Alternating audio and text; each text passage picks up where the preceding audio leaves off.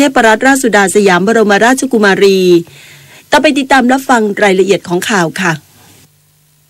สมเด็จพระเจ้าอยู่หัวทรงพระกรุณาโปรดเกล้าโปรดกระหม่อมให้จัดงานเถลิงศกสุขสันต์มหาสงกรานต์ตำนานไทยระหว่างวันที่ 6-8 เมษายน 2561 ณ พระลานพระราชวังดุสิตและสนามเสือป่าสมเด็จพระเจ้าอยู่หัวทรงพระกรุณาโปรดเกล้าโปรดกระหม่อมให้จัดงานเถลิงศกสุขสันต์มหาสงกรานต์ตำนานไทยเพื่อร่วมการปลูกฝังความกตัญญูกตเวทีต่อผู้มีพระคุณและอดีตพระมหาราชส่งเสริมสืบสานศิลปะวัฒนธรรมและประเพณีอันดีงามของชาติระหว่างวันที่ 6-8 เมษายน 2561 ตั้งแต่เวลา 14 นาฬิกาถึง 21 นาฬิกาณ พระลานพระราชวังดุสิตและสนามเสือป่าขอเชิญประชาชนร่วมสวดมนต์ในพิธีมหามงคลบำเพ็ญพระราชกุศลอุทิศถวายสมเด็จพระบุรพมหากษัตริยาธิราชและเจริญพระพุทธมนต์ถวายพระพรชัยมงคลสมเด็จพระนางเจ้าสิริกิติ์พระบรมราชินีนาถในรัชกาลที่ 9 และสมเด็จพระเจ้าอยู่หัวณสนามเสือป่าวันศุกร์ที่ 6 เมษายน 2561 เวลา 18 นาฬิกาทรงพระกรุณาโปรดเกล้าโปรดกระหม่อมให้พลเอกสุริยุทธจุลานนท์องคมนตรีเป็นผู้แทนพระองค์เป็นประธานในพิธีสมเด็จพระอริยวงศาคตยานสมเด็จพระสังฆราชสกลมหาสังฆปรินายกเป็นประธานฝ่ายสงฆ์และพระสงฆ์จำนวน239รูปนำสวดเจริญพระพุทธมนต์ข้าราชการแต่งกายชุดปกติขาวประชาชนแต่งกายชุดสุภาพในการนี้สมเด็จพระเจ้าอยู่หัวทรงพระกรุณาโปรดเกล้าโปรดกระหม่อมให้อัญเชิญพระชัยหลังช้างมาประดิษฐานเป็นพระประธานในพิธีพระชัยองค์นี้พระบาทสมเด็จพระพุทธยอดฟ้าจุฬาโลกมหาราชทรงมีมาแต่เดิมครั้นเป็นหลวงยกกระบาดเมืองราชบุรีทรงเชิญไปสักการะบูชาในการทำศึกสงครามทุกครั้งและทรงได้รับชัยชนะทุกครั้งจนได้ถลึงถวัลย์ราชสมบัติปราบดาพิเศษเป็นปฐมบรมกษัตริย์แห่งกรุงรัตนโกสินทร์พระชัยหลังช้างจึงเป็นพระพุทธรูปสำคัญที่ประชาชนจะได้ร่วมสักการะเพื่อความเป็นสิริมงคลแก่ชีวิตและประเทศชาติทั้งเพื่อสืบสานพระราชปณิธานธรรมราชินีของสมเด็จพระนางเจ้าสิริกิติ์พระบรมราชินีนาถในรัชกาลที่ 9 โอกาสนี้สมเด็จพระเจ้าอยู่หัวทรงพระกรุณาโปรดเกล้าโปรดกระหม่อมให้จัดพิมพ์หนังสือบทเจริญพระพุทธมนต์พระราชทานแก่ผู้มาร่วมพิธีวันที่ 7-8 เมษายนนี้ทรงพระกรุณาโปรดเกล้าโปรดกระหม่อมให้เชิญพระพุทธกำเนิดกาสาวพัสต์พระพุทธรูปสำคัญที่หล่อขึ้นเมื่อครั้งทรงผนวดเมื่อวันที่ 6 พฤศจิกายน 2521 มาประดิษฐานให้ประชาชนได้สักการะและส่งน้ำเพื่อความเป็นสิริมงคลขอเชิญประชาชนชุมชนหน่วยงานและสถาบันการศึกษาเข้าร่วมประกวดก่อพระเจดีย์ทรายชิงโลกพระราชทานสมเด็จพระเจ้าอยู่หัวในงานเถลิงศกสุขสันต์มหาสงกรานต์ตำนานไทยสมัครด้วยตนเองที่ห้อง 606 สำนักพระราชวังสนามเสือป่าถนนศรีอยุธยาเขตดุสิตกรุงเทพมหานคร 10300 ตั้งแต่วันที่ 2-5 เมษายนเวลาราชการสามารถติดต่อสอบถามรายละเอียดการสมัครได้ที่หมายเลข 022817999 ต่อ 1546 และ 1547 พร้อมดาวน์โหลดใบสมัครได้ที่ www.royalgasx.com โดยยื่นใบสมัครได้ตั้งแต่บัดนี้ถึงวันที่ 5 เมษายน 2561 รับจำนวน 40 ทีมนายกรัฐมนตรีเชิญชวนประชาชนร่วมงานเถลิงศกสุขสันต์มหาสงกรานต์ตำนานไทย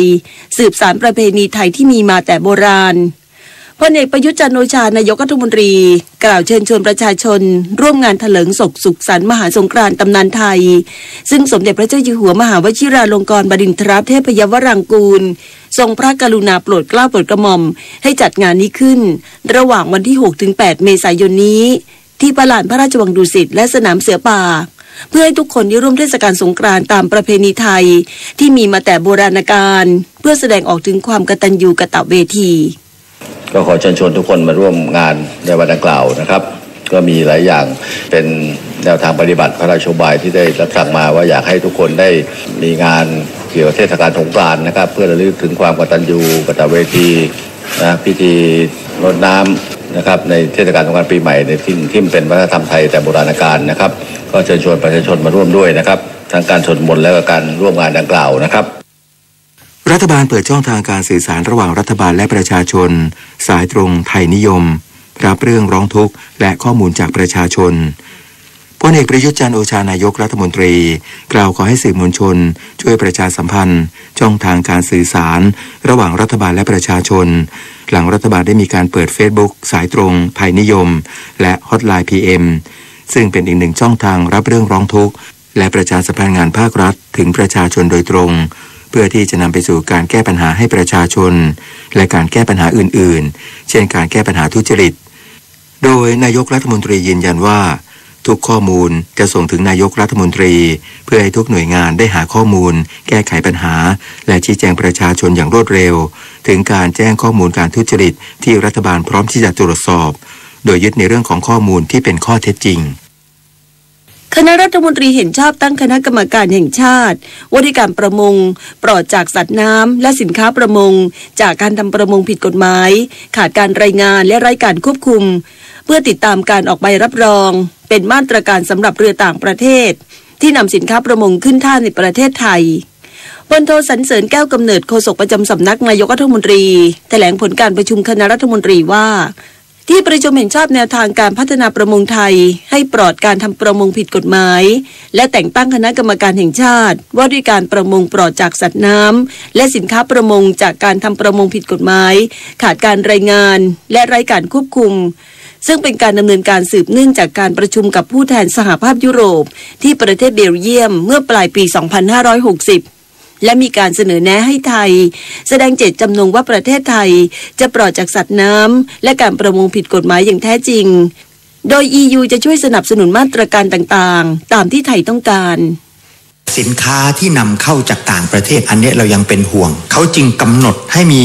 แผนงานเพื่อจะออกใบรับรองการจัดสัตว์น้ำของไทยแผนงานตัวนี้หมายถึงเรากำหนดกฎกติกาขึ้นมาเพื่อเป็นกติกาที่จะให้เรือต่างประเทศที่จะมาเข้าเทียบท่าในประเทศไทยต้องปฏิบัติตามกฎนี้คณะรัฐมนตรีเห็นชอบร่างพระราชบัญญัติ PPP ฉบับใหม่ยกระดับการส่งเสริมการร่วมลงทุนระหว่างรัฐและเอกชนนายเอกนิติธันประภาสผู้อำนวยการสำนักงานคณะกรรมการนโยบายรัฐวิสาหกิจเปิดเผยว่าคณะรัฐมนตรีได้มีมติเห็นชอบในหลักการของร่างพระราชบัญญัติส่งเสริมการร่วมลงทุนระหว่างรัฐและเอกชนพศพร้อมส่งให้สำนักงานคณะกรรมการกฤษฎีกาตรวจพิจารณาต่อไปโดยเป็นการปรับปรุงพระราชบัญญัติการให้เอกชนร่วมลงทุนในกิจการของรัฐพุทธศักราช 2556 ให้มีการกำหนดนโยบายของรัฐที่ชัดเจนในการจัดทำโครงสร้างพื้นฐานและบริการสาธารณะมุ่งเน้นการร่วมลงทุนระหว่างรัฐและเอกชนที่อยู่บนพื้นฐานของความเป็นหุ้นส่วนและมีมาตรการส่งเสริมการร่วมลงทุนอย่างเหมาะสมภายใต้กรอบวินัยการเงินการคลัง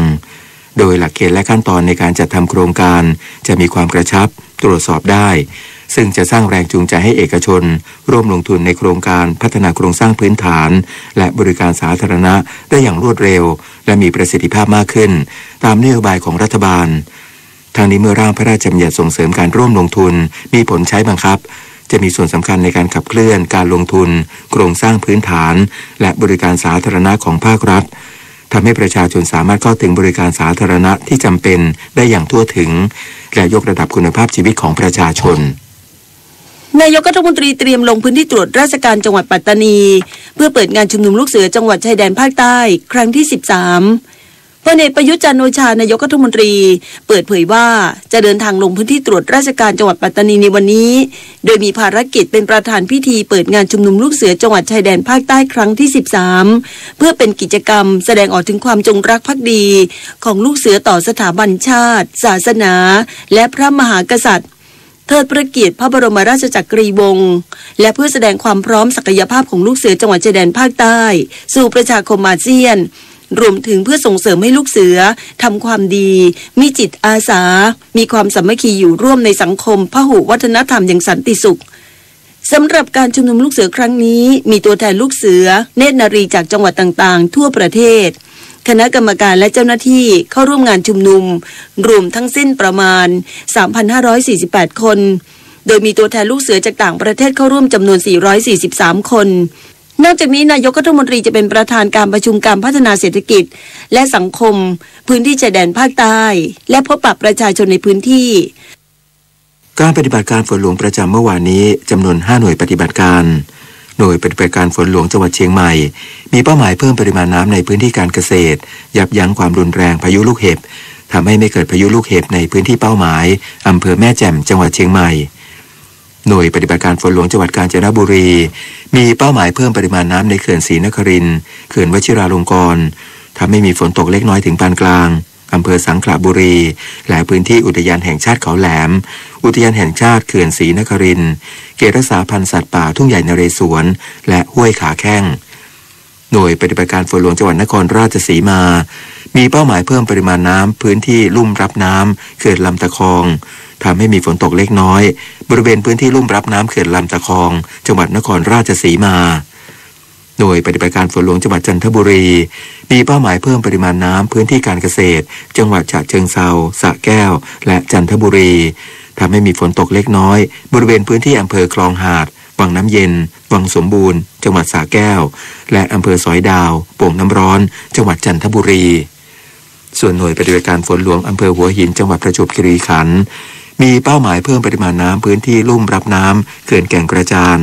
ทำให้มีฝนตกปานกลางถึงหนักในพื้นที่อำเภอหนองย่าปล่องแก่งกระจานและพื้นที่ลุ่มรับน้ำเขื่อนแก่งกระจานจังหวัดเพชรบุรีวันนี้มูลนิธิแพทย์อาสาสมเด็จพระศรีนครินทราบรมราชชนนีหรือพอสวจะออกให้บริการประชาชนในพื้นที่จังหวัดนครราชสีมาที่หมู่12บ้านเมืองเก่าตำบลบัลลังก์อำเภอโนนไทย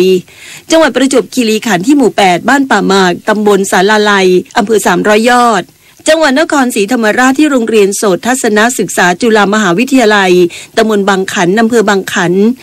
ส่วนหน่วยธนกรรมเคลื่อนที่เพื่อประชาชนด้อยโอกาสมูลนิธิแพทย์อาสา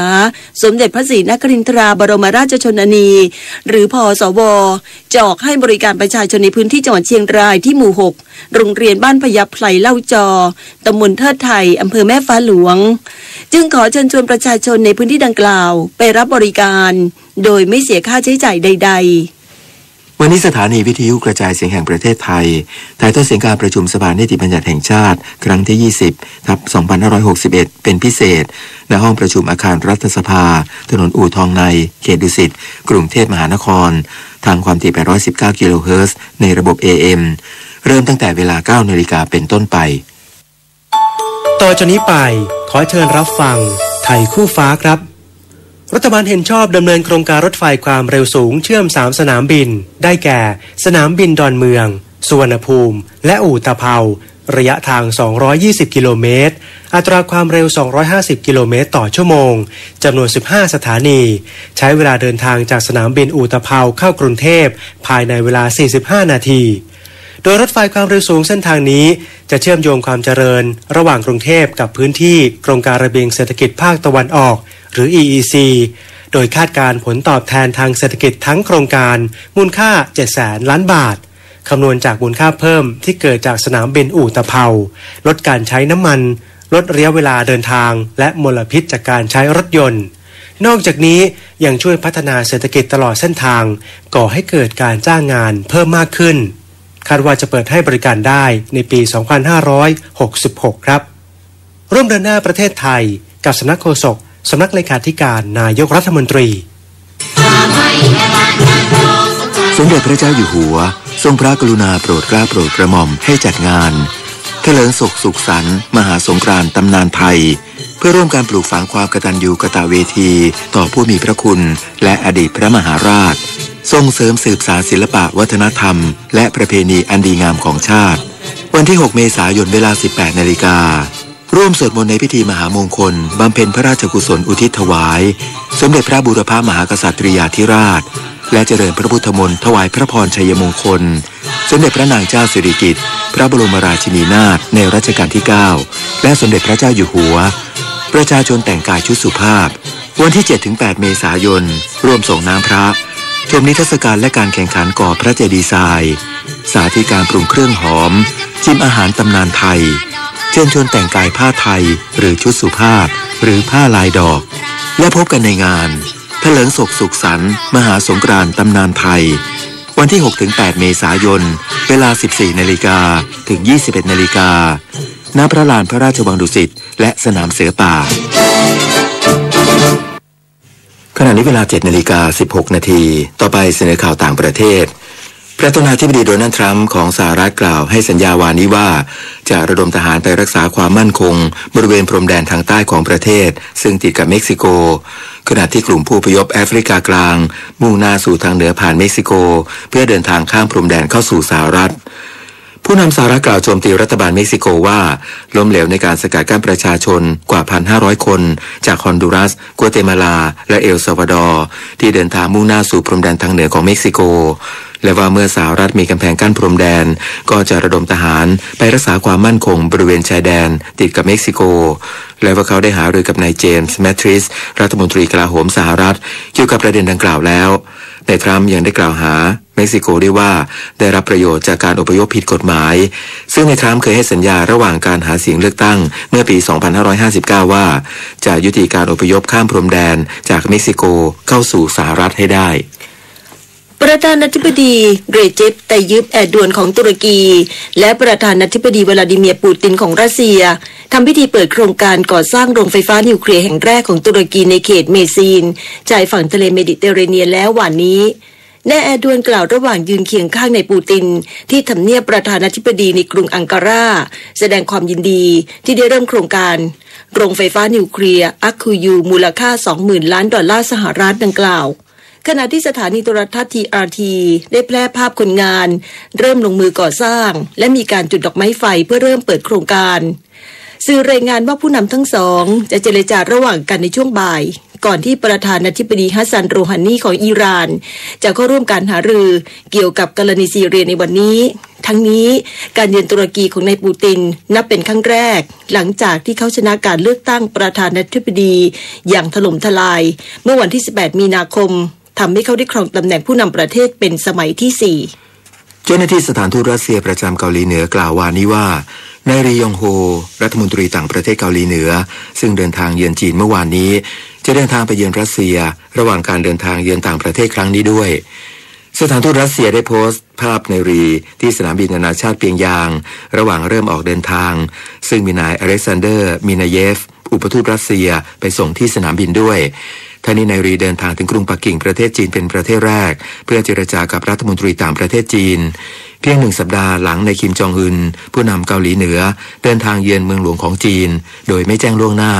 ซึ่งเขาได้พบปะกับประธานาธิบดีสีจิ้นผิงของจีนด้วยนับเป็นการเดินทางเยือนต่างประเทศครั้งแรกหลังขึ้นสู่อำนาจต่อจากนายคิมจองอิลบิดาของเขาเมื่อเดือนธันวาคม 2554 ซึ่งนายคิมจองอิลได้เดินทางเยือนรัสเซียเมื่อปี 2554 ก่อนที่จะเสียชีวิตด้านสำนักข่าวเกียโดรายงานว่านายรีจะเยือนอาเซอร์ไบจานและประเทศอื่นๆซึ่งเคยเป็นดินแดนของสหภาพโซเวียตด้วยต่อไปรับฟังข่าวกีฬาค่ะจักรยานทางไกลนานาชาติ Tour of Thailand ชิงถ้วยพระราชทานสมเด็จพระเทพรัตนราชสุดาสยามบรมราชกุมารี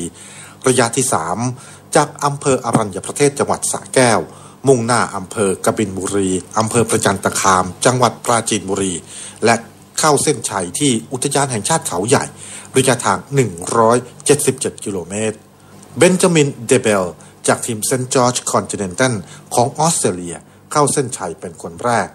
นักกีฬาของไทยที่ทำเวลาดีที่สุดคือจิรติสุขประสาทเข้าเส้นชัยเป็นอันดับที่9และสราวุธสิริรณชัยเข้าเส้นชัยเป็นอันดับที่10เมื่อนับเวลารวมคะแนนประเภทบุคคล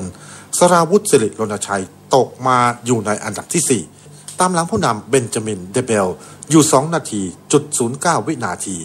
แต่เวลารวมทีมอาเซียนยังเป็นของทีม Thailand Continental ซึ่งทำเวลารวม37 ชั่วโมง39 นาที59 วินาทีสำหรับการแข่งขันวันนี้จะเป็นการแข่งขันระยะที่4เริ่มจากสวนน้ำซิลิคอนเวิลด์เขาใหญ่ไปอำเภอมวกเหล็กจังหวัดสระบุรีลำสนธิจังหวัดลพบุรี